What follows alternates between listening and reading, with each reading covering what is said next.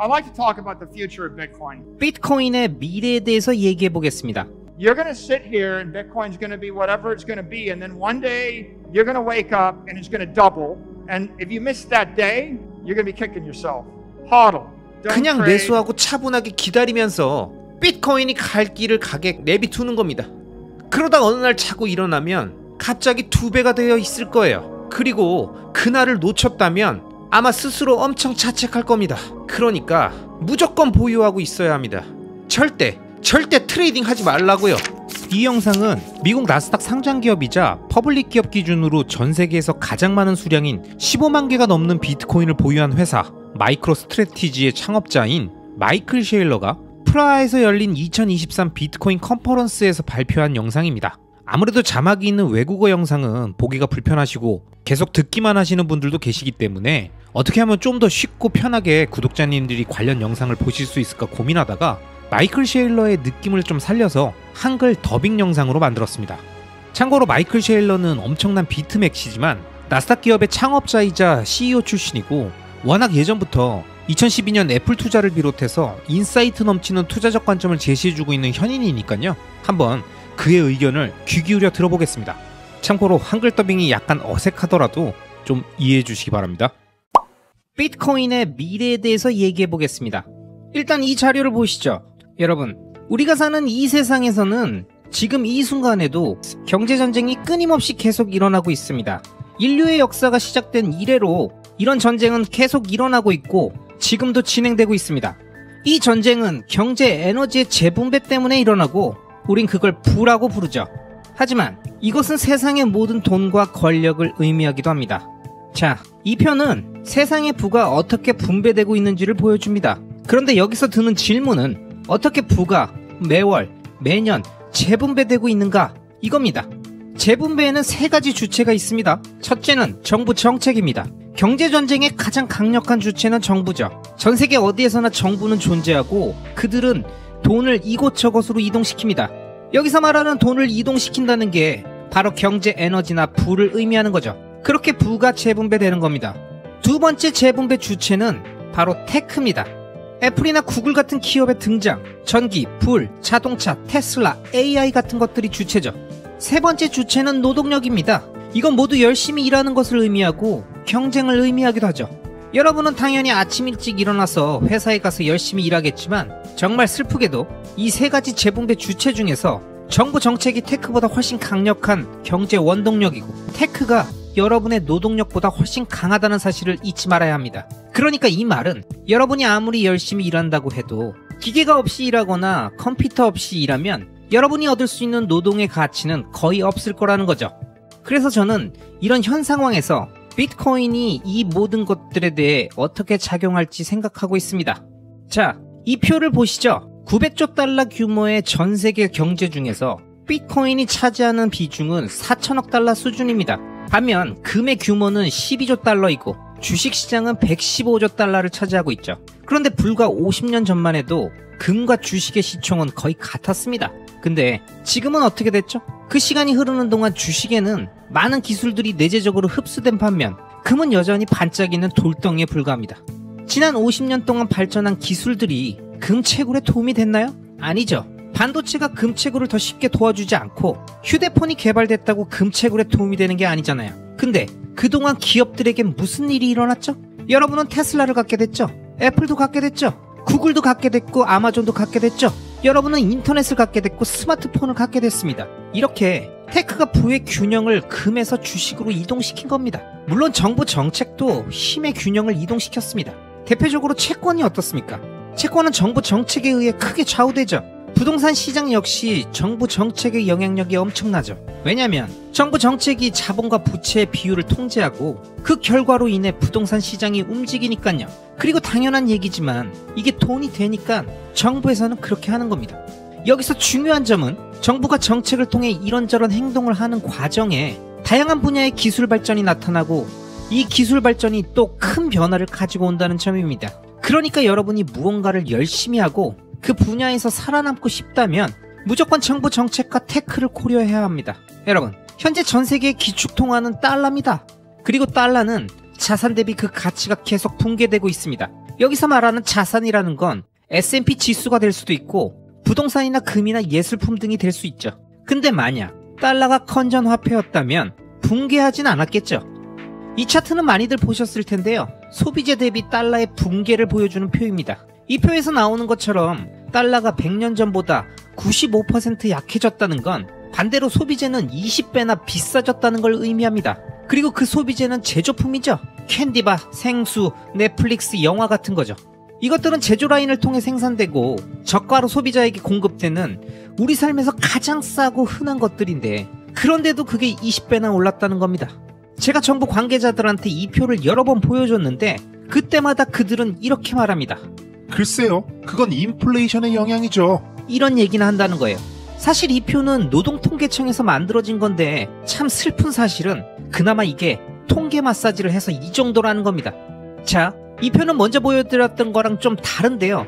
만약 달러를 비스킷이나 넷플릭스, 영화 같은 흔한 소비재가 아니라 땅을 파서 채굴 해야 어렵게 얻을 수 있는 금과 비교한다면 어떨까요?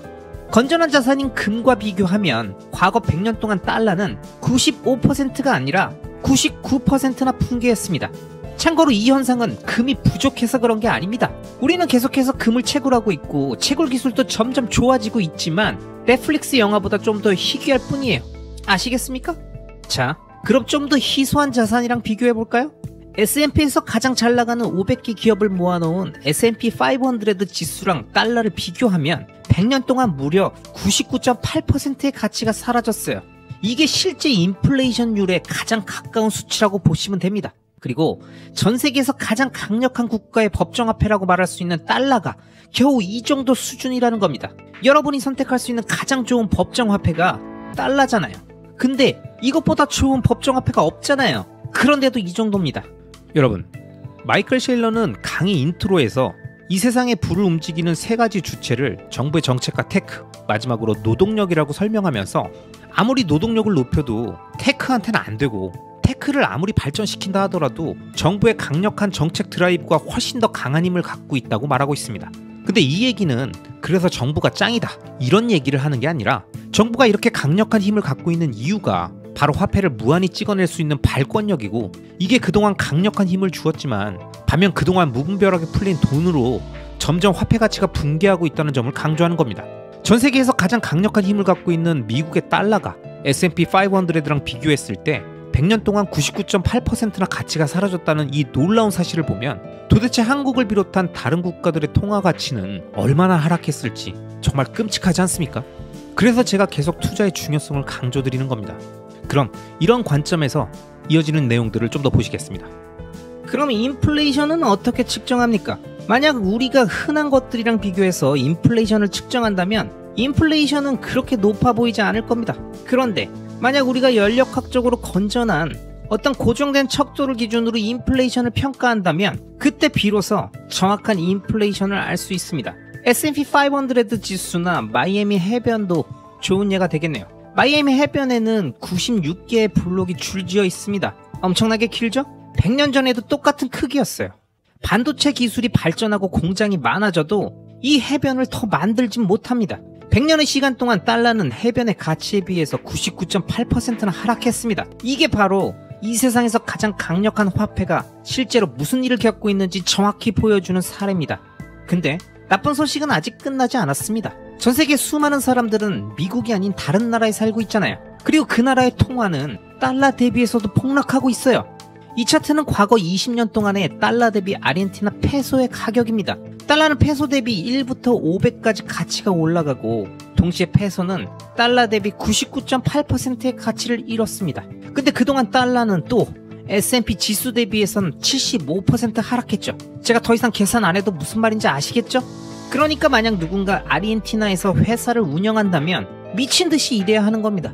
화폐 가치 하락을 방어하면서 현상 유지만 하려고 해도 20년간 매출을 100만 페소에서 5억 페소로 늘려야 한다는 거예요.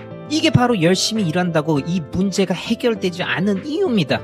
경제전쟁에서 불리한 편에 서면 절대 그 문제를 해결할 수 없다는 겁니다. 여기서 그 페소의 덫에서 벗어나서 탈출하는 방법은 딱 하나밖에 없습니다. 이건 튀르키의 리라와 차트입니다. 이 차트는 지난주 건데 달러 대비 95% 하락했었어요. 근데 현재는 97%나 가치가 사라졌습니다. 이 차트는 인도 루피화 차트입니다.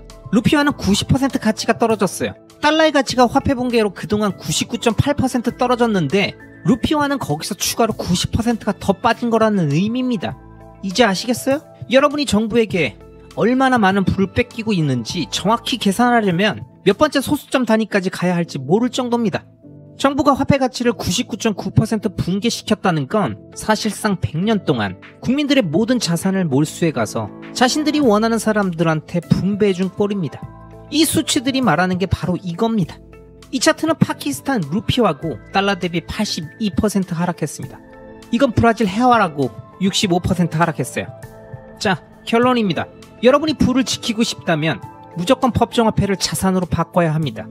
그리고 그 자산은 매우 희소해야 하고 수요가 많아야 되고 휴대하기 쉽고 내구성이 높고 관리가 용이한 구조여야 합니다. 어떤 자산들은 희소하고 수요도 많지만 가지고 이동할 수가 없어요. 예를 들면 마이애미 해변의 부동산 같은 거죠. 만약에 누군가가 마이애미 해변에 100만 달러의 부동산을 갖고 있다면 매년 2만 달러의 세금을 내야 유지할 수 있습니다. 결국 여러분이 마이애미 해변가에 100만 달러의 부동산이 있다면 20년간 세금을 내기 위해서 엄청난 돈이 필요하다는 겁니다. 아마 유지하기가 힘드실 거예요. 그래서 우리는 현명한 투자자가 되어야 합니다. 주식시장에서 돈 좀 벌었다고 촐싹대는 사람들이 있죠. S&P 지수가 연간 7에서 8% 상승하니까 우량 회사에 투자한 사람들은 스스로 투자를 엄청 잘했다고 생각할 겁니다. 그런데 이 화폐 공급량 그래프를 보세요. 화폐 공급량은 S&P 지수랑 같은 비율로 올라가고 있습니다. 아시겠어요? 여기서 우리가 깨달아야 하는 건 대부분의 투자 수익은 사실 전혀 수익이 아니라는 겁니다. 굉장히 운이 좋아야 간신히 화폐 인플레이션만큼 따라가고 있는 꼴이에요. 그럼 이제 다른 자산군에 대해서도 얘기해 봅시다. 이 표는 JP모건에서 발표한 과거 20년간의 다양한 자산군의 수익률입니다. 맨 왼쪽이 원자재인데 정말 끔찍하지 않습니까? 원자재는 금이나 은, 천연가스 같은 것들이고 원유, 대두, 목재, 돼지고기 등도 포함됩니다. 근데 왜 원자재 수익률은 개판일까요? 이유는 간단합니다. 시간이 지날수록 생산 속도는 빨라지고 가격은 내려가잖아요. 인간의 독창성, 기술, 자본을 활용하니까 원자재는 계속 가치가 떨어지는 거죠. 물론 이 표에서 그 옆에 있는 현금도 최악이죠. 미국에서 제일 큰 은행이 만든 이 표에 보면 인플레이션이 2%라고 되어 있죠. 근데 이건 진짜 인플레이션이 2%란 얘기가 아니라 정부의 목표가 2%란 얘기입니다. 그러니까 이 소비자 인플레이션율 2%는 가짜입니다. 정부에서는 10년마다 몇 년마다 소비자 인플레이션 계산에 들어갈 항목을 계속 다시 정합니다. 건축자재, 비스켓, 넷플릭스 영화 같은 저렴한 항목들을 넣고 그동안 가격이 많이 오른 비싼 항목들을 빼는 거예요. 그렇게 싸구려 항목들로만 다 채운 소비자 인플레이션율은 마치 싸구려 파티션으로 지어진 300평방피트의 작은 아파트 안에서 싸구려 플라스틱 의자에 앉아서 VR 기기 끼고 야, 이 세상은 참 아름답다 라고 하는 꼴이라는 겁니다. 디지털 제품들이나 가득 찬 방 안에서 디지털 헬스케어나 받고 디지털 컨텐츠나 보고 디지털 친구들이랑 놀면서 디지털 제트기 타고 디지털 휴양소로 디지털 여행이나 떠나는 거예요. 그래도 대부분의 사람들은 아무런 문제를 못 느낄 겁니다. 그게 바로 현재 CPI 수치가 갖고 있는 문제점입니다. 그럼 이 표에서 S&P 지수를 봅시다. 여기 투자한 사람들은 인플레이션율을 훨씬 넘는 7.5%의 수익을 얻었으니까 스스로 천재라고 생각하겠지만 100년간의 실제 인플레이션율이 7.5%에서 8%라고 말한다면 어떨까요? 그리고 실제로 저 수치가 진짜 인플레이션율입니다. 이 수치를 기준으로 보면 일반적인 투자자들의 수익률인 2.9%나 그것보다 훨씬 적은 원자재 투자 수익률은 물론이고 S&P 지수도 실제 인플레이션율에 못 미친다는 걸 볼 수 있습니다. 그럼 가장 왼쪽에 있는 최고의 자산군은 뭡니까? 부동산 투자 신탁, 줄여서 리츠라고 얘기하는 상품입니다. 그러니까 만약 우리가 부동산 회사를 갖고 있고 그 부동산 회사를 통해서 런던이나 뉴욕 한복판에 있는 희소하고 매력적인 부동산을 매수해서 거기서 임대소득을 얻고 있다면 간신히 물 위로 머리만 내놓고 겨우 숨 쉴 수 있을 정도 수준이었다는 겁니다. 그래서 저는 이 모든 자산들이 전혀 매력적으로 느껴지지 않습니다.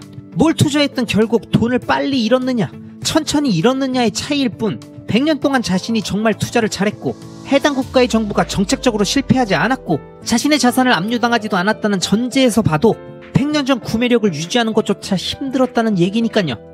그리고 이 전제에서는 제가 자본소득세나 상속세 같이 죽을 때까지 내야 되는 세금은 아예 포함도 안 시켰습니다. 여러분, 마이클 셰일러의 의견 잘 들으셨나요? 셰일러가 이 영상 내내 우리들에게 지속적으로 강조하는 게 있습니다. 바로 종이돈인 법정화폐는 말도 안 되는 수준으로 그 가치를 잃어왔고, 그 과정에서 수많은 사람들이 화폐 가치의 하락을 방어하기 위해 다양한 자산을 투자해왔지만 실제 인플레이션율을 방어할 수 있는 자산은 거의 없었다는 점을 강조하는 거죠.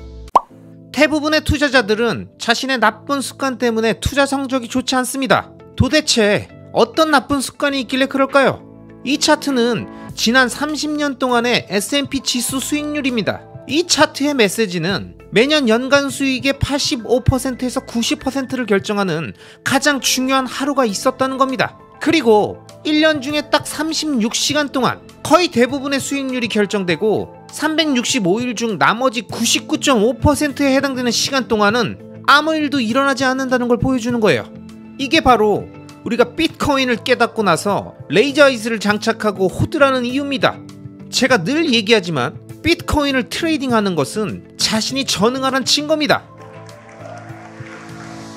제가 여러분들께 연간 전체 투자 기간 중에 1%의 시간 동안만 성공적인 트레이딩을 할 수 있다고 말한다면 그것도 엄청나게 과장해서 말한 겁니다.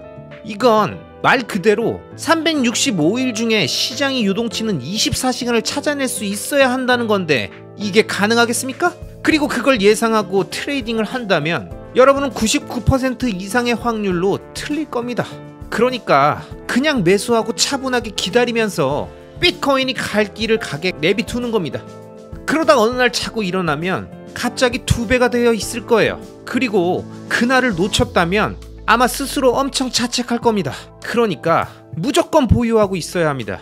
절대 트레이딩 하지 말라고요. 제가 이렇게 말해도 대부분의 사람들은 자신이 시장을 맞출 수 있을 거라고 착각하면서 스스로의 투자를 망칠 겁니다. 이건 약 한 달 전의 차트인데 올해부터 최근까지의 주식시장의 데이터입니다. 보시면 S&P 지수의 상위 1%의 주식들이 거의 대부분의 수익을 가져갔습니다. 500개 기업 중에 493개 회사들의 수익률의 합이 0%고 나머지 7개 회사들이 50% 이상의 수익률을 기록했어요. 자, 이걸 다르게 말하면 99%의 회사들은 인플레이션도 못 따라간다는 겁니다. 그런데도 여러분은 주식을 선별할 수 있다고 생각합니까? 위너가 누구일지 맞출 수 있다고요? 아마 99%의 확률로 못 맞출 겁니다. 이건 생각보다 큰 의미를 담고 있습니다. 만약 여러분이 전 세계에서 가장 위대한 회사의 주식을 갖고 있고 그 회사가 100년 동안 계속 위대했다 하더라도 99%의 확률로 인플레이션을 이기지 못할 겁니다. 그래서 제가 하고자 하는 얘긴 여러분이 열심히 일하는 게 이젠 의미가 없을 수 있습니다. 정부 정책의 영향만큼이나 중요하지 않다는 거예요. 그리고 누가 최후의 승자가 될지도 99%의 확률로 알 수가 없을 겁니다. 그리고 제가 예전부터 했던 얘기들이라 다들 기억하시겠지만 분산 투자는 쓰레기를 사려고 보물을 파는 겁니다. 여러분은 정말 위대한 투자자들이 분산 투자를 한다고 생각하십니까? 만약 애플이나 아마존에 투자했을 만큼 똑똑한 사람이 분산 투자를 했다면 수익률은 44%에서 10%로 떨어졌을 겁니다. 겨우 제대로 투자를 하더라도 수익률은 결국 0%가 될 겁니다.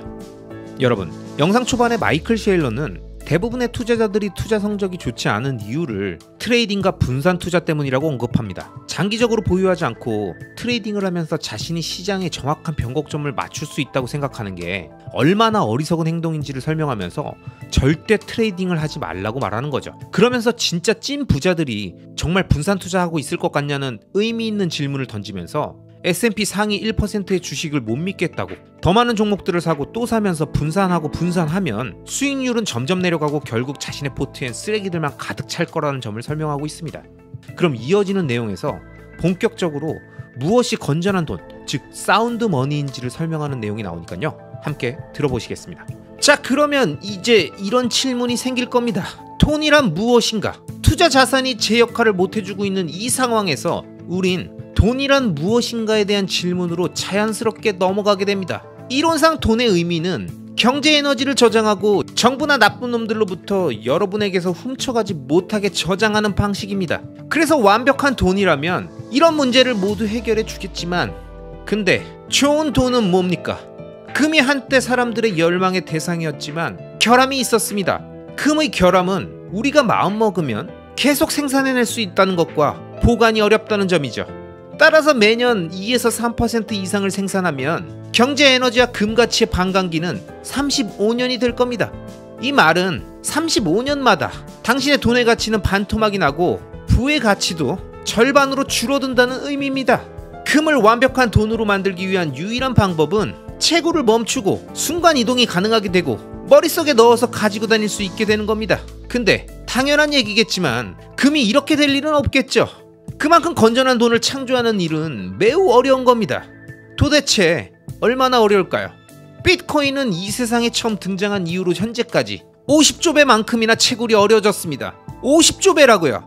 이 현상의 의미는 건전한 돈이 되기 위해서는 공급을 제한해야 한다는 겁니다. 그리고 공급을 제한하기 위해서는 생산 난이도를 기하급수적으로 더 어렵게 만들어야 돼요. 이 세상 한켠에 무시당한 채 존재하던 비트코이너라는 인류는 무엇이 건전한 돈, 즉 사운드 머니인지를 깨닫고 이걸 유지하기 위해서 14년 동안 50조 배나 채굴하기 더 어렵게 만들어놨습니다. 이게 바로 여러분이 인플레이션과 맞서 싸우고 있는 상황이고 인플레이션에 취약한 원자재가 끔찍한 자산인 이유인 거죠. 인간의 지능과 자본을 투입해서 지속적으로 생산할 수 있는 모든 것은 항상 최악의 돈이 되는 겁니다. 왜냐면 여러분들은 이런 인간의 지능에 반대로 배팅하려고 할 거기 때문입니다. 저 역시 제 돈을 수익률이 더 큰 어딘가에 저장해 둘 거예요. 근데 그것을 여러분이 생각하기엔 더 큰 수익을 내기는 너무 바보 같은 거 아니야? 라고 말하는 쪽일 거예요. 하지만 전 제가 생각하는 그쪽에 배팅할 겁니다. 아마 여러분들이 일반적으로 생각하는 그쪽은 정말 끔찍한 배팅이 될 거예요. 왜냐면 그쪽에는 여러분보다 돈이 없는 누군가가 여러분의 돈을 뺏기 위해서 엄청난 시간을 써가면서 지금 이 순간에도 고민하고 있을 테니까요. 그러니까 우리에겐 생산 난이도 조절 같은 개념이 적용된 돈이 필요한 것이고 그렇기 때문에 진짜 사운드 머니를 창조하는 건 정말 어려운 겁니다. 그런데 여러분, 비트코인은 사운드 머니입니다. 지금 전 세계에 있는 사람들은 자신의 경제 에너지를 저장하기 위해서 모든 종류의 자산군을 사용하고 있습니다. 그리고 이런 모든 통화 자산들은 각 자산별 특성에 따라 반복되는 고유한 주기, 즉 서로 다른 고유의 주파수가 있습니다. 예를 들면 오일은 신규 공급량이 엄청나게 높고 아르헨티나 페소는 3년마다 공급량이 2배로 증가하고 있습니다. 은 역시 공급량이 상당히 빠른 속도로 늘어나고 있죠. 그리고 달러가 매년 7%씩 인플레이션이 발생하고 있다는 건 즉 10년 동안 달러의 공급량은 2배로 증가한다는 의미입니다. 그러니까 달러의 가치가 반감되는 주기는 10년인 거죠. 결국 신규 공급량이 적을수록 해당 자산의 가치가 반으로 줄어드는 가치의 반감기 도래 시점은 길어질 테고 고유 주파수는 점점 느려지는 겁니다. 그런 관점에서 이 표의 금을 보세요. 금 가치가 반감되는 시기는 35년입니다. 당연히 금은 아르헨티나 페소보다 훨씬 좋은 돈이고 대두보다도 훨씬 좋은 돈이에요. 이제 이해가 좀 되시죠? 하지만 여기서 중요한 것은 이 자산들의 고유한 주파수를 결정하는 진짜 요인이 무엇인가입니다. 그리고 이와 관련돼서 비트코인이 진짜 대단한 점은 처음부터 상당히 높은 주파수로 시작했지만 시간이 지나면 지날수록 그게 점점 더 무한대로 간다는 거예요. 한마디로 가치가 천천히 반감되는 매우 느린 주파수의 돈이 되어가고 있다는 겁니다. 2024년인 내년 비트코인의 채굴 보상이 절반으로 줄어드는 반감기가 지나면 스톡드 플로우, 즉 공급 총량 대비 신규 채굴량은 120이 됩니다. 이 얘기는 여러분의 경제 에너지와 비트코인 가치의 반감기가 100년이 된다는 것이고 이 흐름대로 2036년이 되면 경제 에너지와 비트코인 가치의 반감기는 1000년이 됩니다. 그리고 2048년에는 이 반감기가 10,000년이 됩니다. 자, 그러면 정치인들은 여러분들은 이런 말을 할 겁니다. 이건 말도 안 되는 겁니다. 원자재와 상품 쪽 필드에서는 말도 안 된다고 하던데요? 라고 하겠지만 여기 이 차트를 보세요. 당신의 인생에서 딱 한 자산만이 여러분의 소중한 돈의 가치를 영원히 안전하게 저장할 수 있는 충분히 높은 주파수를 보여주고 있습니다. 이것이 바로 경제적 불멸입니다. 신규 공급량이 0이 된다면, 즉 공급 총량 대비 신규 채굴량의 비율이 무한대로 올라가면 돈은 영원히 지속됩니다. 그리고 돈이 영원히 지속되면 여러분에게 희망이 있는 겁니다. 여러분, 돈이 뭐죠? 완벽한 돈은 경제전쟁의 고통으로부터 탈출하는 수단입니다. 이 고통은 그동안 여러분과 여러분의 가족, 그리고 여러분의 회사가 가진 모든 것들의 99.9%를 빼앗아갔습니다. 무조건입니다. 이 현실에서 벗어나기 위해서 우리가 해야 될 정해진 노동량, 정해진 거래 횟수, 정해진 사고의 총합 같은 건 없습니다. 그러니까 여러분은 이 고통에서 탈출하기 위한 정확한 방법을 찾아야만 합니다. 여러분, 마이클 셰일러가 이 영상에서 100년간 실제 인플레이션율이 99.8%였던 이 살인적인 환경에서 우리들의 경제적 에너지를 보존할 수 있는 진짜 완벽한 돈, 건전화폐, 즉 사운드머니의 조건들을 언급하면서 공급량의 중요성을 강조했습니다. 실제로 달러나 원화, 페소, 리라와 같은 법정화폐들의 가치가 끊임없이 하락하는 이유가 계속 찍어내는 화폐 공급량 때문이라는 사실을 이해했다면 왜 마이클 셰일러가 공급량의 관점에서 스톡 투 플로우, 즉 공급 총량 대비 신규 공급량을 중요하게 언급하면서 이에 따라 자산의 가치가 절반으로 줄어드는 주기, 즉 가치의 반감기를 고유 주파수라는 표현을 써서 끊임없이 생산해서 공급량이 늘어나며 가치가 절반으로 줄어드는 원유, 페소, 은, 달러 같은 것들이 아니라 시간이 지나면 지날수록 공급량이 줄어들면서 가치가 절반으로 줄어드는 주기가 100년, 1000년, 만년으로 계속 길어지며 늘어나는 무한대로 가는 구조를 갖고 있는 비트코인이 진정한 사운드머니라고 목소리 높여 강조했는지 이해가 되실 겁니다. 그럼 이기는 전략은 뭘까요? 제가 보기에 유일한 승리 전략은 최고의 돈을 보유하는 겁니다. 현재 최고의 법정화폐인 달러를 보유하고 있다면 그나마 낫겠지만 그 외에 다른 훨씬 약한 화폐들을 들고 있다면 조만간 몇 년 안에 가치는 0이 될 겁니다. 그래도 금은 법정화폐보다는 더 나은 돈입니다. 주식은 금보다 더 나은 돈이고 비트코인은 주식보다 더 나은 돈입니다. 자, 그럼 이에 대해서 얘기해 보겠습니다. 일반적인 기관 투자자들은 기업의 자본 가치에 기반한 지수인 S&P가 최고의 돈이라고 생각합니다. 그들은 이것, 즉 주식을 화폐라고 여기고 활용하는 겁니다. 그래서 저는 기업 자본과 비트코인이 어떻게 다른지 비교 분석해보고 싶었습니다.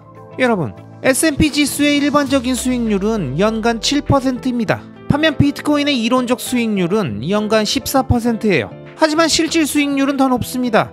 지난 3년 동안 연간 40에서 50%였고 더 장기간으로 보면 훨씬 높게 나옵니다.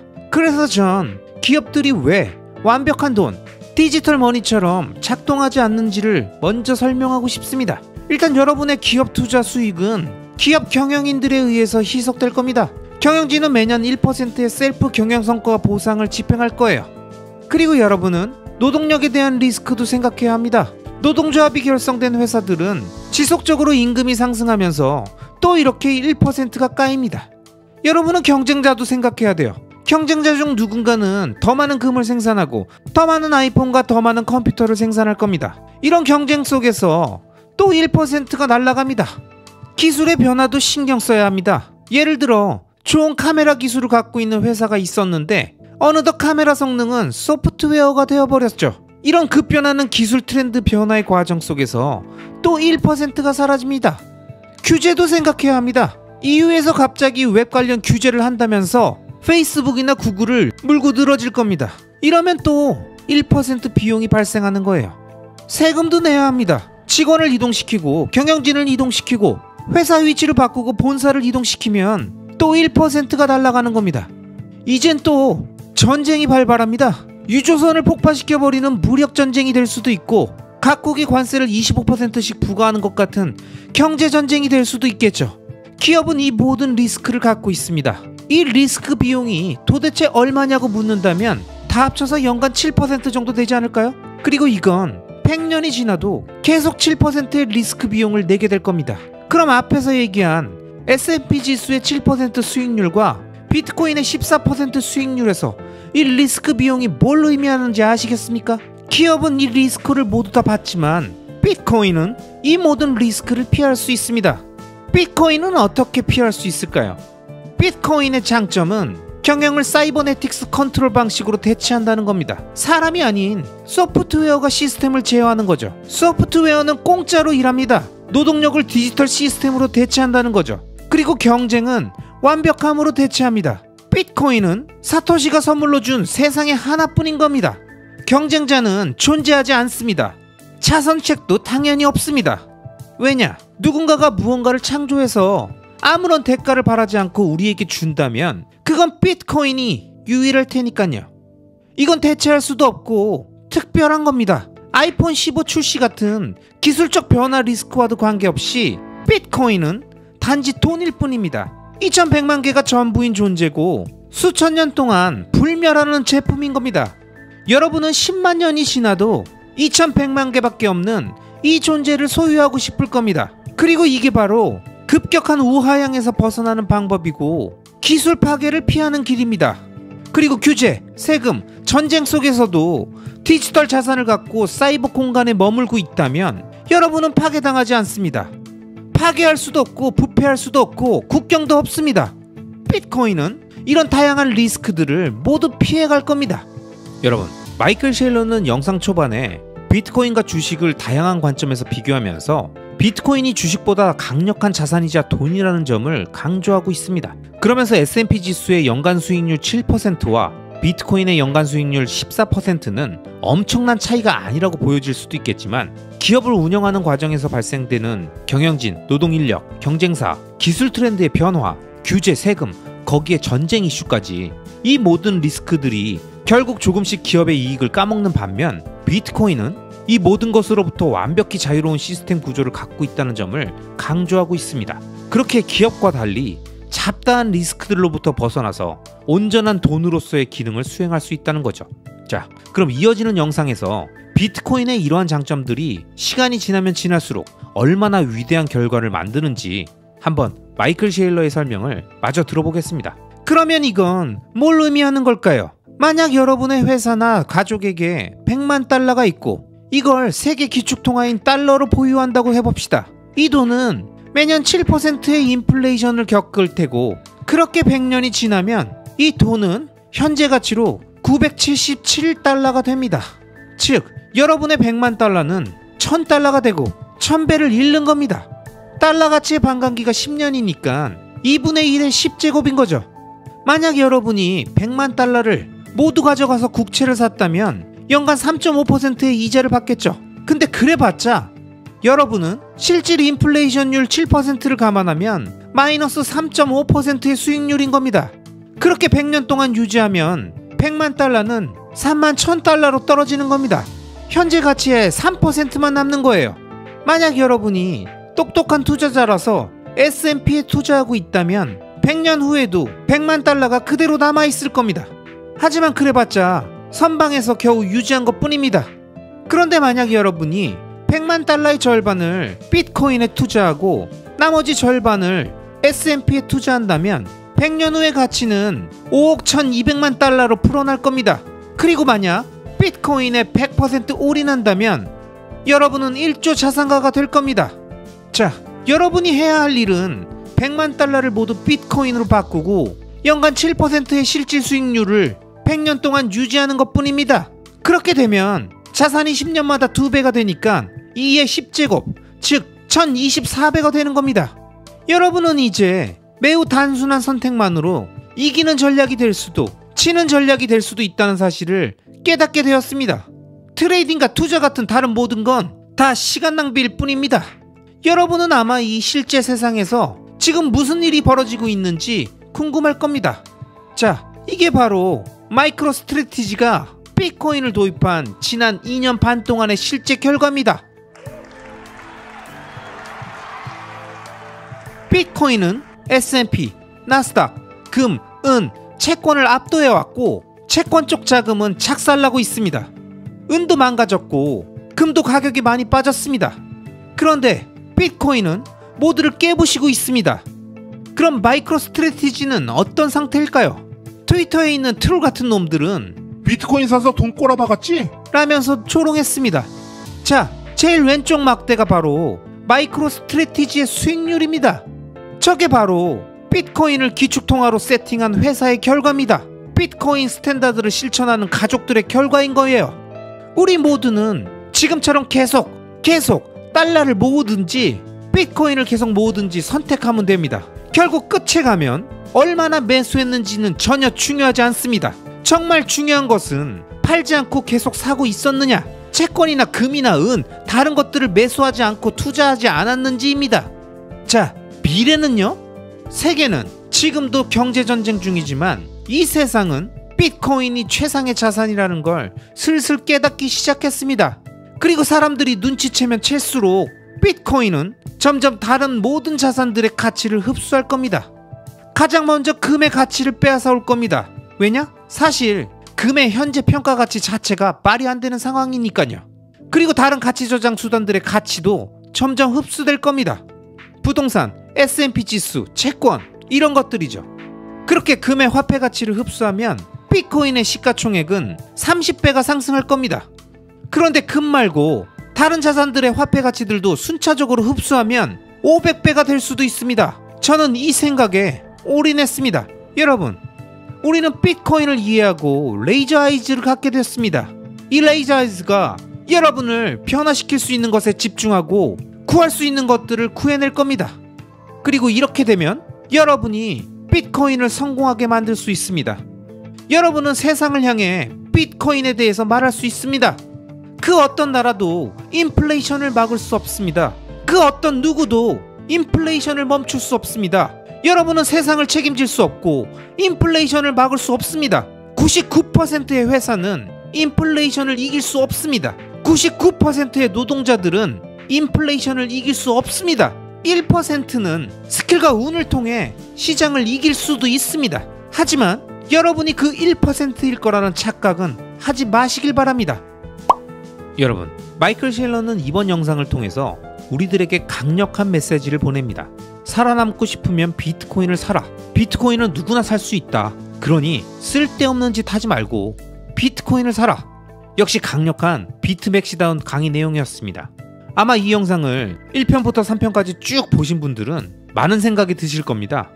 비트코인에 대한 관심이 처음 생기신 분, 지금의 현 상황을 명확히 깨달았지만 비트코인에 올인하는 건 아니다라고 생각하실 분, 아니다, 얘기 들어보니까 비트코인만 정답이다, 이렇게 생각하시는 분 등 다양한 의견들이 있으실 겁니다. 아마 다 각자의 재정 상황과 연령, 성별, 은퇴까지 남아있는 투자 기간 등을 고려했을 때 다 의미 있고 소중한 의견들이시겠지만, 제가 이번 시리즈를 더빙 영상으로 제작했던 취지는 막연히 비트코인에 대한 편견을 갖고 계셨거나 비트코인에 대한 관심은 있었지만 그걸 데이터로, 수치로, 통계로 확인하고 싶었던 분들에게 도움을 드리고 좀 더 비트코인을 잘 이해하게 되는 계기를 만들고자 했던 거였습니다. 그리고 아마 많은 분들이 제 취지에 맞는 반응들을 보여주셔서 크리에이터로 굉장히 뿌듯했습니다. 그럼 이 한층 더 높아진 비트코인에 대한 이해를 바탕으로 자신의 투자 방식과 관점에 맞춰서 비트코인이란 대상을 소중히 활용하시길 바라면서 마이클 셰일러의 마지막 멘트를 다시 들려드리고 영상 마치도록 하겠습니다. 그 어떤 나라도 인플레이션을 막을 수 없습니다. 그 어떤 누구도 인플레이션을 멈출 수 없습니다. 여러분은 세상을 책임질 수 없고 인플레이션을 막을 수 없습니다. 99%의 회사는 인플레이션을 이길 수 없습니다. 99%의 노동자들은 인플레이션을 이길 수 없습니다.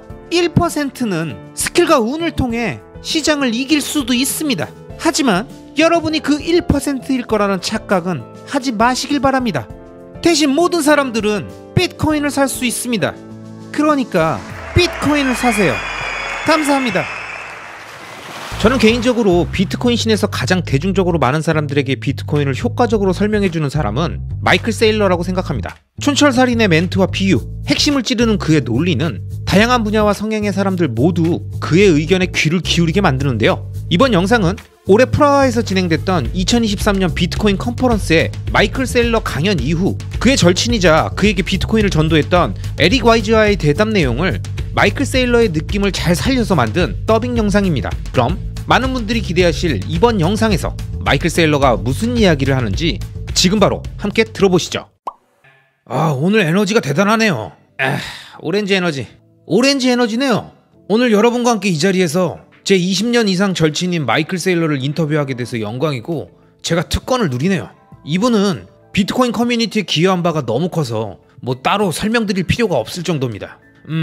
일단 거시경제적 관점에서 어떤 일들이 일어나고 있는지, 그리고 금리, 통화 뭐 이런 것들이 전 세계를 비트코인으로 향하게끔 하고 있는 듯한 그 현상에 대해서 이야기해봤으면 좋겠습니다.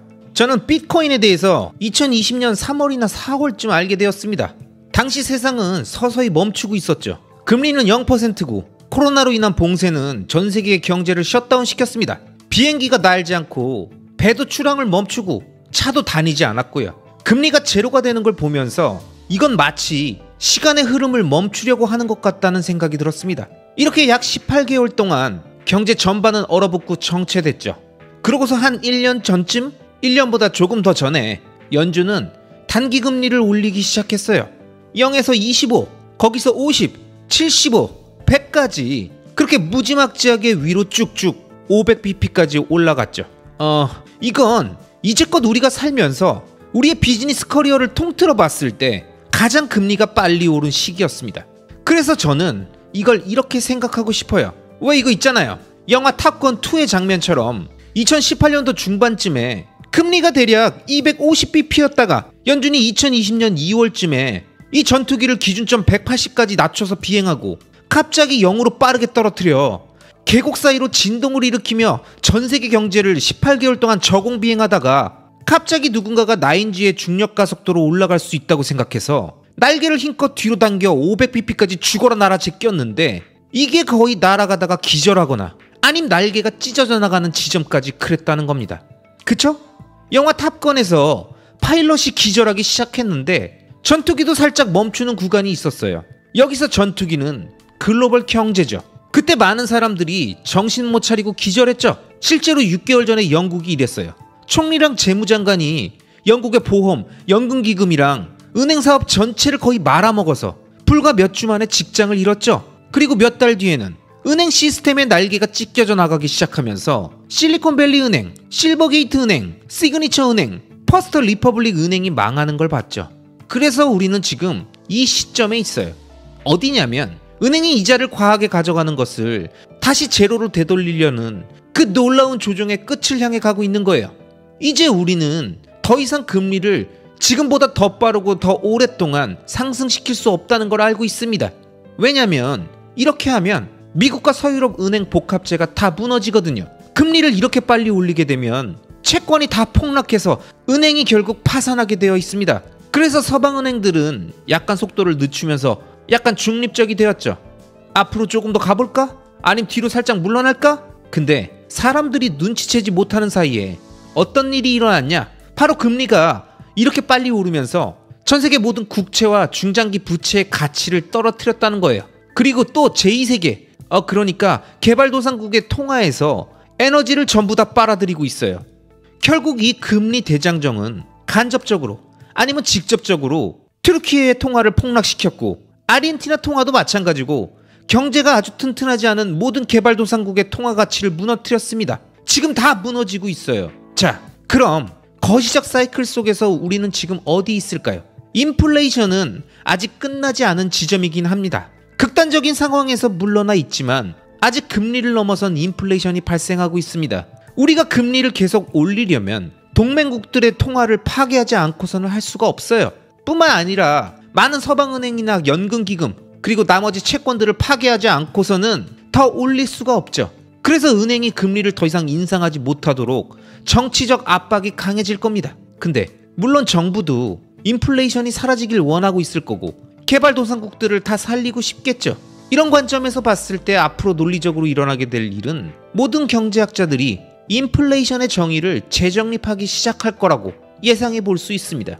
그래서 CPI, 즉 소비자 물가 지수 대신에 우리가 집중하고자 하는 부분에 대한 다른 지표가 등장할 거고 상품과 서비스의 마켓 바스켓에 대한 인플레이션 지표를 조정할 것입니다.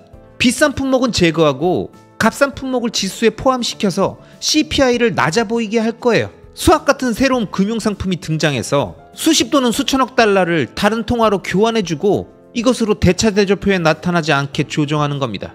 그리고 이 모든 일련의 행위들은 거시경제의 문제점을 완화하기 위한 마사지에 불과합니다. 다른 통화를 도와주려고 노력하고 채권이 폭락하는 것을 막기 위해 노력하고 인플레이션이 낮아 보이게 하는데 노력하는 등 다시 정상화하려고 할 겁니다. 그래서 2% 인플레이션 대신에 3%가 정상이 될 수도 있고 10년 전 정의했던 3% 인플레이션도 이젠 세상이 변했고 기술이 다르기 때문에 이게 지금 시대에 적합한 새로운 인플레이션 지표에서의 3%다 라고 말할 수 있다는 거죠. 그러다가 곧 광고 수익을 받는 유튜브 비디오들이 CPI 지수에 포함될 거고요. 더 관리하기 쉬운 측정 항목이니까요. 그래서 제 생각엔 머니 프린팅이 지속되는 사이클 속에 우리가 위치해 있고 그 안에서 통화 인플레이션과 자산 인플레이션 간의 분리, 생산자 물가 인플레이션과 CPI 인플레이션, 그리고 일반적인 인플레이션 간의 격차가 더 커질 겁니다. 정치인과 은행가들은 이 모든 것들을 분리되지 않게 하기 위해 새로운 프로그램과 아이디어를 만들면서 고군분투할 거고요. 이건 다음 주제를 위한 훌륭한 배경을 말씀해 주신 것 같네요. 지난주 우리가 가는 곳마다 사람들이 궁금해했던 건 바로 규제 전선에서 일어나고 있는 일에 대한 당신의 견해였습니다. SEC에서 여러 대형 암호화폐 업체들에 대해 강력히 대응하고 있기 때문에 이게 단기 그리고 장기적으로 비트코인에 어떤 영향을 미치는지에 대해서 이야기해봤으면 좋겠습니다. 비트코인은 토끼굴 같아서 그 토끼굴로 들어가게 되면 일단 비트코인에 대한 모든 걸 배워야 하고 그 다음에 블록 사이즈 워, 그러니까 비트코인 내전에 대해서 배워야 하고 암호화폐 산업 역사에 대해서도 배워야 합니다. 그렇게 배우고 있던 중에 게리 겐슬러에 대해서 공부하기 시작했죠.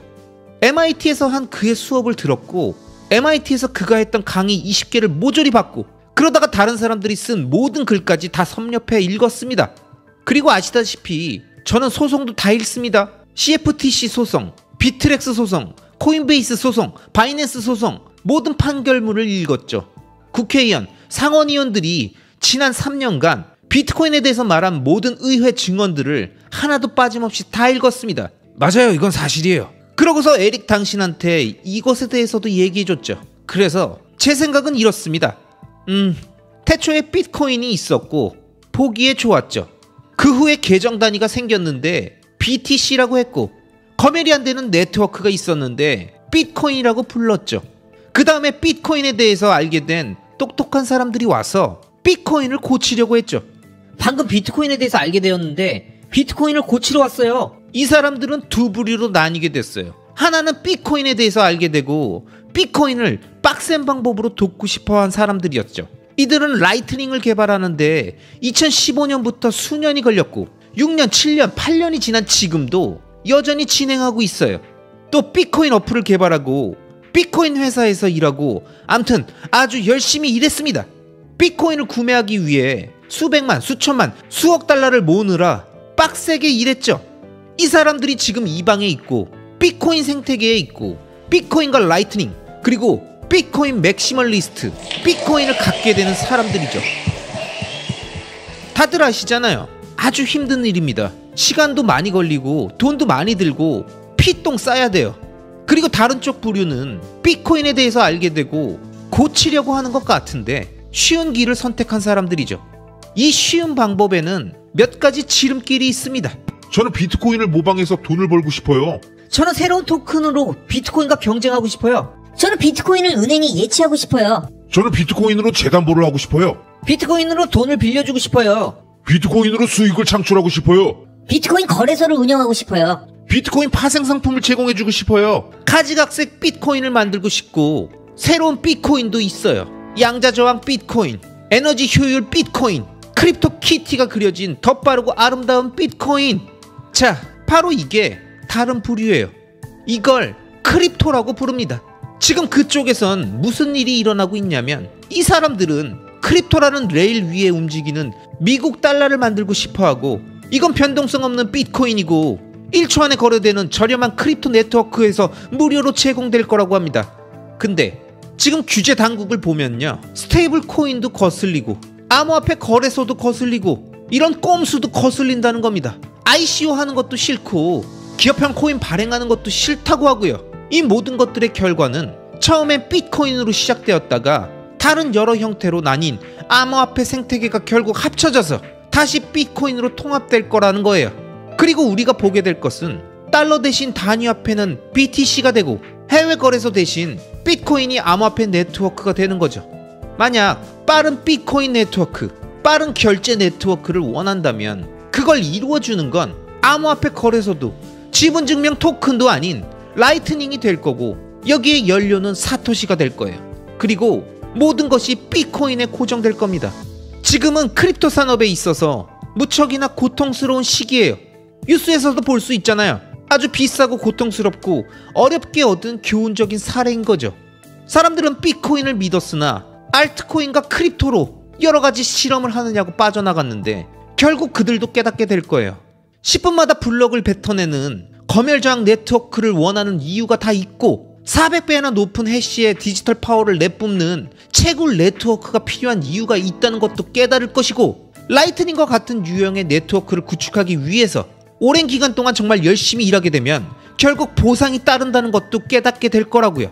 이 사람들은 그동안 이런 것들을 무시하면서 우리도 이 케이크 한 조각은 먹을 수 있지 않을까? 우리도 달러를 화폐 단위로 하는 탈중앙화 네트워크를 갖고 빛의 속도로 그리고 공짜로 돈을 이리저리 옮길 수 있지 않을까? 에너지나 채굴 장비, 비트코인 없이 그냥 자체적으로 아무 코인이나 발행해서 채굴하는 데 드는 가스비를 그걸로 대체할 수 있지 않을까? 이런저런 생각들을 했죠. 하지만 결국 깨달을 겁니다. 비트코인이 가장 안전한 자산이고 리스크 없는 자산이고 검열에 저항하는 네트워크고 이 생태계의 예비 자산이라는 걸 말이에요. 여러분, 이번 영상에서 마이클 세일러는 현재 이 시점에서 어렵게 비트코인을 이해하고도 길고 험난한 정도의 길이 아니라 쉽고 빨라 보이는 길을 가겠다고, 비트코인을 이용해서 자신이 더 좋은 비트코인을 만들겠다며 비트코인을 따라하겠다며 엉뚱한 사업을 하고 자체 코인을 만들고 싸돌아다닌 사람들이 결국 자신의 어리석음을 이해하고 다시 비트코인 네트워크로 돌아오는 회귀의 과정이라고 설명합니다. 이게 무슨 의미냐 하면 이 사람들이 결국 자신들의 토큰에 자신감을 잃게 되면서 이 생태계의 준비자산으로 자신들의 토큰을 다시 교환하게 될 거라는 겁니다. 그 준비자산이 바로 비트코인인 거죠. 해외나 국내 거래소에 대한 확신이 떨어지면 비트코인으로 돌아올 거예요. 아, 이제 이건 검열 저항성이 떨어졌구나 라는 생각이 들겠죠. 국가에서 점령한 네트워크니까 결국 비트코인으로 돌아올 거라고요. 그래서 애당초 사토시가 왜 이러한 일들을 했는지 사람들에게 리마인드 해주는 거라고 생각합니다. 사람들을 본래 뿌리로 돌아오게 만드는 거예요. 비트코인을 더 개선하거나 비트코인을 고칠 수 있다면서 생각해냈던 다른 암호화폐 관련 아이디어들에 대한 신뢰가 떨어지면서 말이에요. 비트코인을 고치려고 했으나 지름길을 택했고 어쩌면 그게 그들의 사업이었을 수도 있어요. 비트코인을 트레이딩하고 비트코인으로 재담보를 설정하고 비트코인으로 해칭을 하고 비트코인의 경쟁자를 만들고 비트코인을 개선하는 등 그게 그들의 일이었던 거예요. 근데 제 생각에는 비트코인을 매수하고 장기적인 안목으로 계속 보유하는 것, 그것이 결국 가장 좋은 생각이었음을 그들이 깨달을 거라는 겁니다. 가령 커피 한 잔을 후다닥 무료로 결제하고 싶은데 이것을 비트코인으로 할 수 없다면 생태계를 재창조하면 안 돼요. 대신 비트코인을 기반으로 한 제2 또는 제3의 레이어를 만드는 데 집중해 이 문제를 라이트닝이나 수탁형 비트코인 월렛으로 해결해야 합니다. 따라서 궁극적으로 자본 그리고 암호화폐 생태계는 다른 크립토 자산에서 비트코인으로 이전하게 될 겁니다. 다른 암호화폐 자산과 거래소에 대한 자신감이 하락하고 두려움이 생기면 결국 사람들은 자신이 아는 것, 자기가 신뢰하는 것으로 자산을 옮길 거예요. 그리고 사실 에릭 당신이 나에게 여러 번 말하기도 했는데 이 크립토 세계의 사람들은 비트코인을 싫어하지 않습니다. 오히려 비트코인을 좋아하죠. 그들은 그저 다른 방법, 다른 기회가 있을 거라고 생각한 것이고 지금은 비트코인이 유일한 길이라는 걸 깨달았다는 겁니다. 다른 차선책은 없죠. 차선책은 없습니다. 거래는 단순화될 겁니다. 수백 개 토큰 혹은 수천 개, 수만 개 토큰 거래가 단순화되고 통합될 것이며 결국 지속되는 것은 비트코인에 집중이 되겠죠.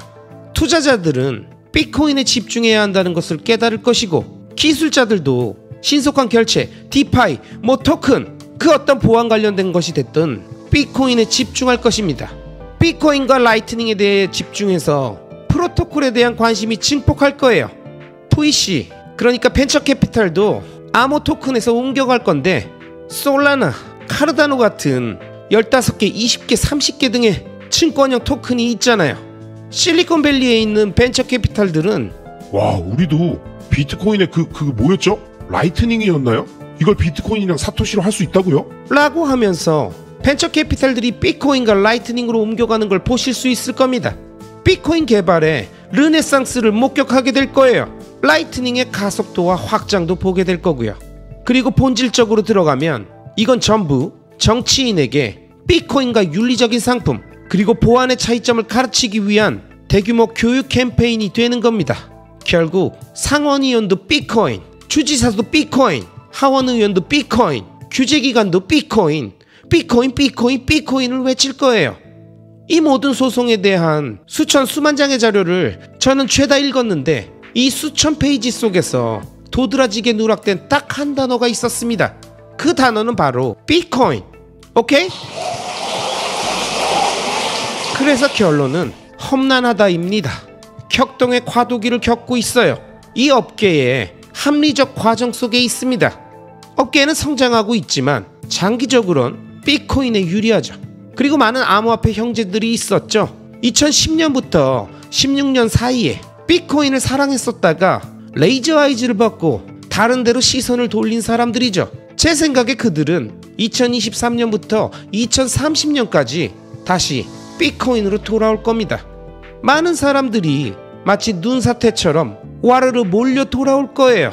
비트코인을 근간으로 많은 것들을 재설계하면서 암호화, 탈중앙화, 발행자가 없는 자산에 대한 전반적인 개념, 즉 암호화폐 혁명의 근본을 다시금 발견하면서 말이죠. 이게 지금 일어나고 있는 일입니다. 정치인들을 교육시키고 메인스트림 매체들을 교육시킬 것입니다. CNBC를 한번 보시면 그들은 이해하고 있어요. 블룸버그 그들도 이해하고 있고요. 월스트리트 저널과 뉴욕타임즈를 읽어보세요. 그들도 알고 있습니다. 그래서 저는 트위터에서 여러분을 모두 팔로우하고 있습니다. 2020년 제가 이 세계에 들어왔을 때 사람들은 언제쯤 대중매체가 우리들에 대해서 이야기할까요? 아무도 우리에 대해서 이야기하고 있지 않네요. 라고 했습니다. 비트코인에 대해 아무도 이야기하지 않았고 이런 것들에 대해서 얘기하지 않고 있었죠. 그리고 한동안은 다양한 얘기들을 했었는데 아주 혼란스럽고 무섭고 비트코인과 FTT 토큰이 왜 다른지도 명확하게 설명하지 못했습니다. 근데 이제 사람들은 우리에 대해서 이야기하고 있고 매우 명확하게 알고 있죠. 비트코인은 상품이고 다른 코인들은 불확실하다는 걸요. 앤드류 로스 소킨이 비트코인에 대해서 어떻게 생각하냐고 물어봤었습니다. 이건 촉매제 같은 경험이었고 암호화폐 커뮤니티에게는 카타르시스를 주는 경험이라고 생각합니다. 우리에게 돌아올 준비가 되어 있는 사람들이 돌아올 때 이들을 두 팔 벌려 환대해야 합니다. 하지만 그동안 비트코인은 여전히 앞으로 나갈 것입니다. 비트코인으로 재담보 설정을 하고 공매도했던 사람들은 다 파산했습니다. 공매도하는 사람한테 내 비트코인을 빌려주는 게 좋은 아이디어라고 생각했다면 분명 비트코인을 다 잃었을 거예요. 비트코인 공매도에 종사하고 있는 모든 사람들을 보면 다 망해가고 있잖아요. 알트코인이 비트코인과 동일하다고 생각하면서 받아들였던 사람들도 그게 안 좋은 사업이라는 걸 깨달았고요. 제 생각에 이 문제가 해결되려면 조금 더 시간이 필요하겠지만 연력학 법칙은 무시할 수 없습니다. 비트코인은 기술적으로 우월한 자산이고 경제적으로 우월한 자산이며 윤리적으로도 우월한 자산입니다. 믿거나 말거나겠지만 무관심한 대부분의 전 세계 사람들에게 충분한 시간과 정보가 주어지면 결국에 깨달을 거예요. 사실 지금도 깨달아가고 있습니다. 우리 눈앞에 일어나고 있는 일이에요. 아름답지도 않고 기분 좋지도 않지만 이게 바로 비트코인이 잡음을 뚫고 일어서는 방식이며 이 세상에서 가장 뛰어난 암호화폐 자산 네트워크로서 우위를 다지는 방식이라는 것을 말입니다. 우리는 그럼 국가와 중앙은행이 80억 명 인구의 구매력을 파괴하기 위해서 결국 비트코인으로 사람들을 향하게 하고 있는 거시적인 환경 속에 살고 있고, 당신이 방금 유창하게 설명해 주신 것처럼 규제 환경은 장기적으로 비트코인한테 유리한 상황인데요. 오늘의 대화 주제는 비트코인 투자 사례라고 생각하고 있는 것만큼 이에 대해서 좀 더 세분화해서 말씀해 주셨으면 합니다. 당신이 원하는 방향대로 이야기를 풀어주시면 돼요. 뭐 다양한 상품들에 대해서도 좋고 아니면 투자 그룹, 그게 개인이든 가족 단위 회사든 기업이든 다 좋습니다. 비트코인 투자 사례에 대해서 어떤 생각을 갖고 계신지 알려주세요. 저는 지금 사람들이 기술에 대한 투자와 주식, 자본 투자에 대해서 자신감을 상실해가고 있다고 생각합니다. S&P랑 나스닥, 그리고 대부분의 전통적인 기업들의 실적을 보면 한계점에 도달했어요. 주식시장 투자자들은 머리를 긁적이며 한없이 두려워합니다. 금리는 올라가고 인플레이션도 문제고 규제도 문제고 무역 장벽도 크고요. 2020년에 금리가 제로가 되면서 상업용 부동산 시장은 부활했죠. 관련 기업의 자본 환원율이 어마어마했고 상업용 부동산 배수도 극단적으로 올랐습니다. 그리고 보면 항상 3년 정도의 시차가 있습니다. 2020년 3월에 당신과 제가 수영장에 앉아서 그랬잖아요. 이 상업용 오피스 빌딩들이 곧 텅텅 비어갈 텐데 누가 이 공간을 원하겠어? 근데 보세요. 3년 뒤 사람들이 이런 상업용 공간 점유율이 낮아졌네. 누가 이런 공간을 원하겠어? 라고 하잖아요. 그래서 어쩔 때는 3년 전에 미리 알고 싶지 않지만 최소한 생각은 해야겠죠. 근데 제 생각에 투자자들은 점점 더 부동산의 환멸을 느끼고 주식에 대해서도 환상이 깨지면서 걱정하고 있어요. 상품 전체에 대한 우려가 커지고 있고 더 이상 제대로 굴러가고 있지 않다는 걸, 문제가 많다는 걸 깨닫고 있습니다. 그래서 자산 소유권에 대한 자신감도 잃고 있어요. 수많은 사람들의 자산이 압류당하거나 동결되는 걸 우리는 봐왔고 이런 상황은 지금도 계속되고 있습니다.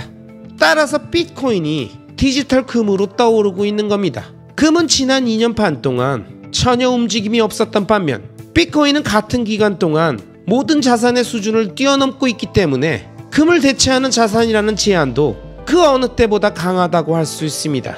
따라서 금 대체 가설도 강해졌고 디지털 자산 가설도 훨씬 강력해졌습니다.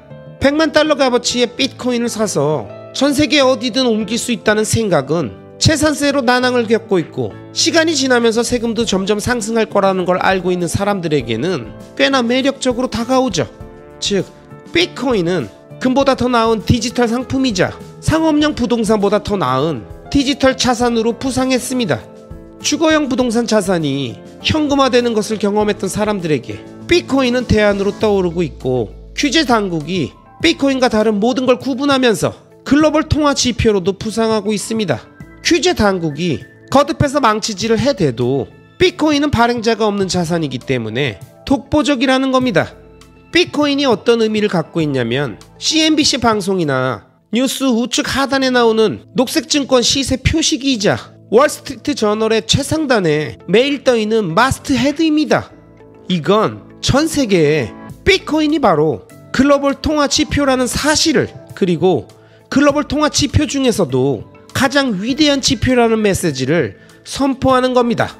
비트코인은 아주 성공적으로 변모했습니다. 투기적이고 두려운 디지털 자산에서 합법적인 통화 지표, 전 세계 어느 곳에서든 정당한 통화 자산으로 말입니다.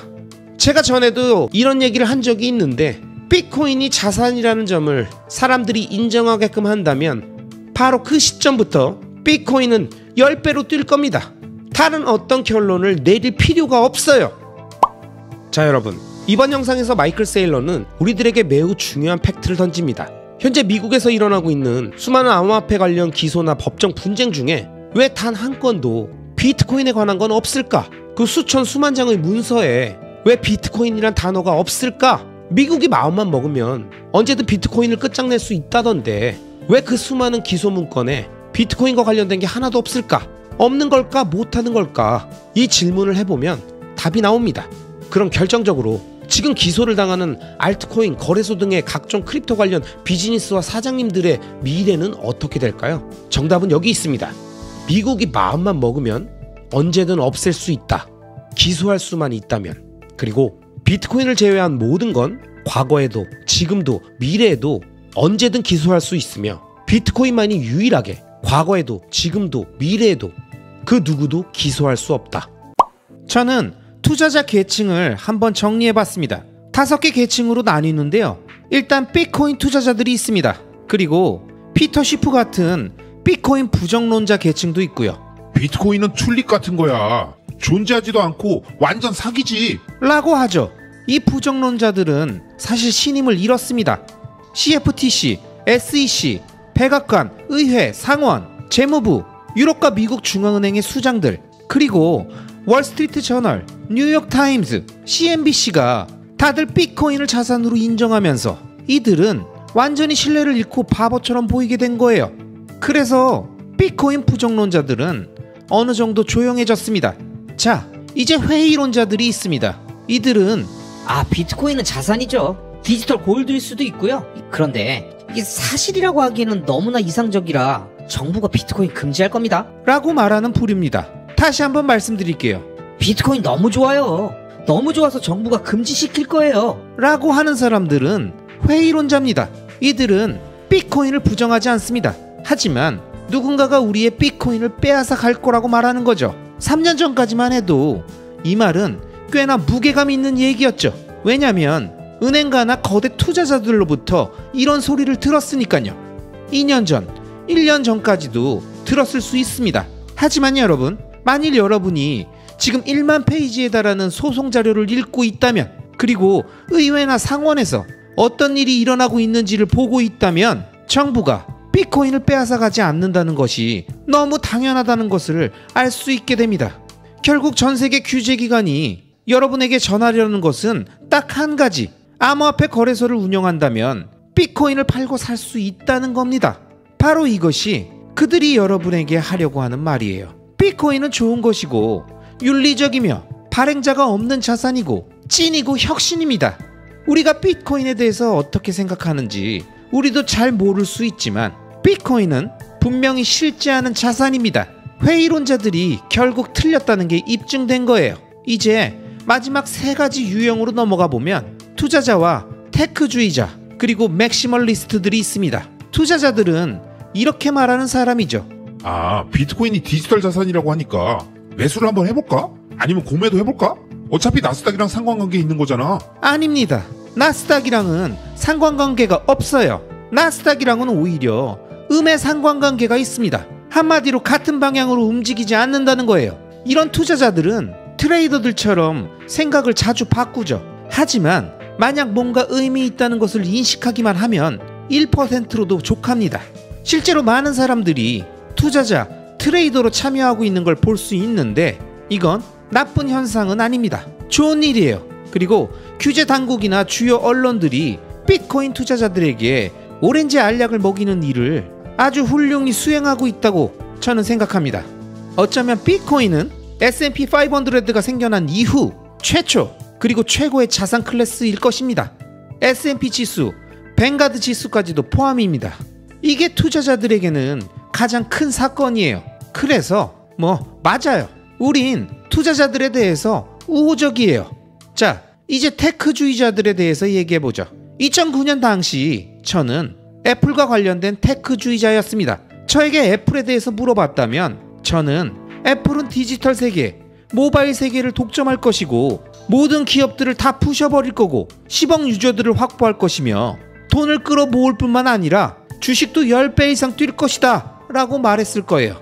만약 당신이 마이크로소프트가 비즈니스 소프트웨어 시장을 장악할 것이고 구글이 검색 시장을 장악하고 애플이 모바일 시장을 장악할 거라고 믿는다면 당신은 테크주의자입니다.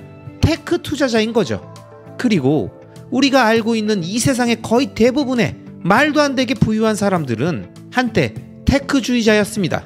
아시잖아요. 마크 주커버그, 레리 페이지, 세르게이 브린, 스티브 잡스, 제프 베조스, 이런 사람들이 모두 테크주의자들입니다. 많은 사람들이 테크주의자로 살면서 많은 돈을 벌었죠. 그러니까 만약 당신이 비트코인을 믿고 이해하고 있는 테크주의자라면 비트코인은 이 세상에서 가장 우위에 있는 디지털 화폐 네트워크라고 말할 것입니다.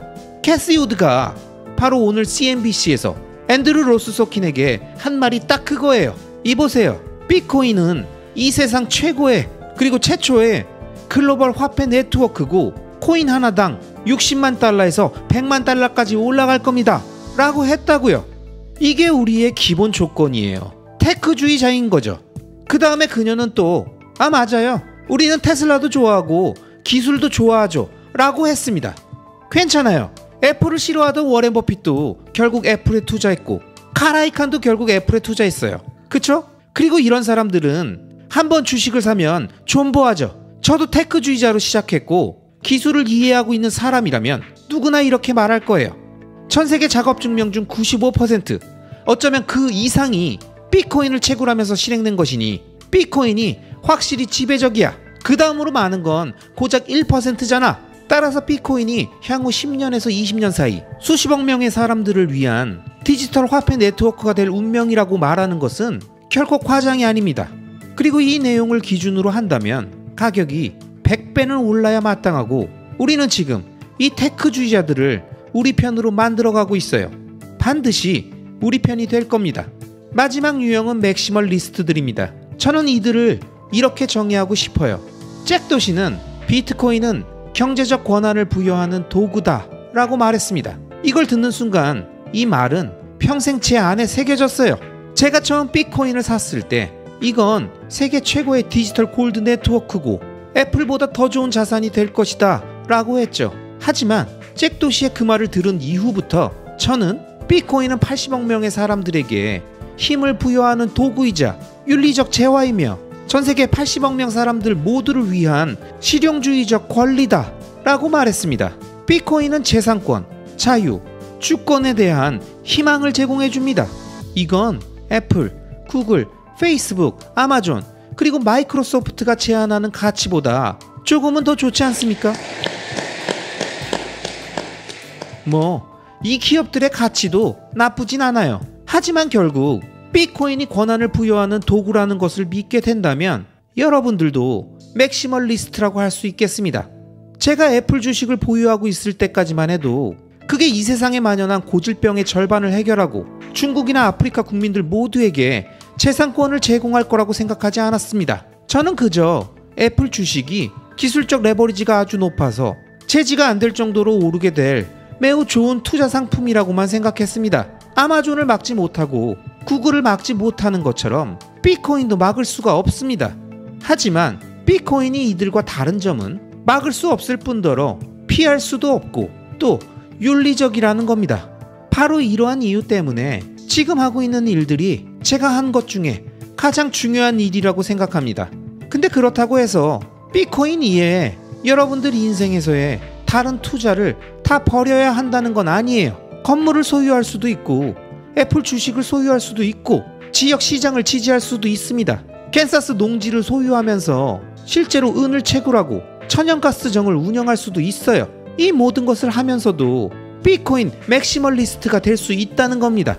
맥시멀리스트의 차이는 비트코인은 막을 수 없는 디지털 네트워크일 뿐만 아니라 윤리적으로도 중요한 것이라고 생각한다는 것입니다. 윤리적으로 올바른 것이라고 믿는다면 잭 도시처럼 그리고 이 방의 여러분과 저처럼 열성적으로 비트코인을 지지하게 되는 거죠. 금, 천연가스, 오일 아니면 그 어떤 기업의 주식이든 아니면 건물에 투자하기로 결정한 것은 단순 돈을 목적으로 하는 것인 반면 비트코인을 지지하기로 한 결정은 궁극적으로 하나의 미션이라는 겁니다. 저는 지금 말씀하신 이 비트코인 맥시멀리스트의 정의를 너무 좋아합니다. 왜냐면 모든 것을 아우르고 아주 포괄적이기 때문이죠.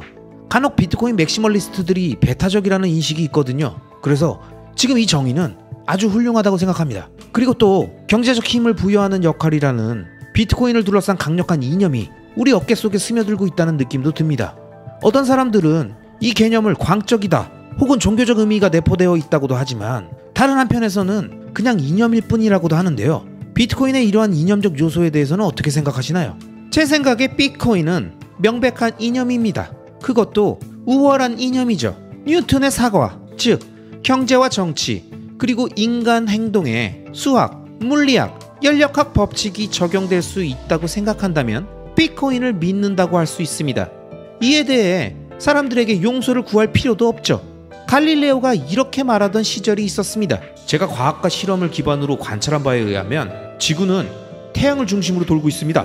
그때 사람들은 이것을 종교적 믿음이라고 생각했지만 이 또한 과학의 뿌리를 둔 하나의 이념이었습니다. 그리고 이 세상 모든 것들이 지금 너무 아름답죠. 안 그렇습니까? 날아다니는 비행기며 움직이는 기차, 가라앉지 않고 떠있는 배들, 전기와 불, 이 모든 것들은 물리학과 연력학에 기반을 두고 있죠. 불을 숭배하고 전기, 항해 동력을 추종하고 가라앉지 않고 뜨는 배를 믿는다면 그건 하나의 이념을 믿는 것이지만 수학과 논리, 물리학의 근간을 두고 있는 이념입니다.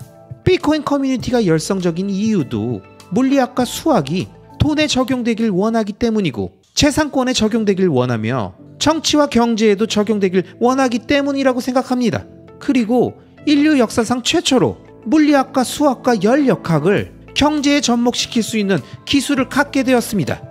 이 사실을 이해하지 못하는 사람들은 그저 단순한 이념으로 간주하고 무섭다고 생각할 수 있습니다. 이제는 우리가 세상을 교육시키는 방법밖에는 없다고 봅니다.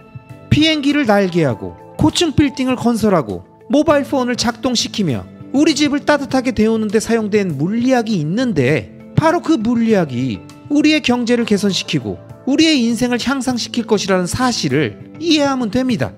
그러면 사람들은 이 기술을 포용할 것이고 비트코인 맥시멀리스트들이 종교적 광신도가 아니라 갈릴레오, 이삭 뉴턴이 그랬듯 이 세상을 더 나은 곳으로 만들기 위해 과학적이고 수학적인 특정한 개념을 제안하고 있다는 사실도 깨닫게 될 겁니다. 여러분, 마이클 세일러의 얘기 잘 들으셨죠? 저는 이번 영상을 작업하면서 정말 감동했습니다. 다양한 주옥 같은 포인트들이 있었지만 특히 비트코인은 막을 수 없는 디지털 네트워크일 뿐만 아니라 윤리적으로도 중요한 것이라고 인식하는 것 자체가 비트코인 맥시멀리스트의 조건이라고 말한 부분이죠. 여기서 말하는 비트코인이 윤리적이라는 이 말의 의미를 정확히 이해하고 계시는 분이라면 여러분도 비트코인을 단순한 투자 대상이 아닌 그 이상의 위대한 가치물로 생각하고 계시는 비트코인 맥시멀리스트가 맞으십니다. 자, 그럼 저는 조만간 또 다른 마이클 세일러의 더빙 영상으로 돌아오겠습니다. 그럼 오늘도 끝까지 시청해주신 모든 구독자님들을 리스펙합니다. 대부분의 투자자들은 자신의 나쁜 습관 때문에 투자 성적이 좋지 않습니다. 한번 그의 의견을 들어보겠습니다. 그럼 이기는 전략은 뭘까요? 좋았어!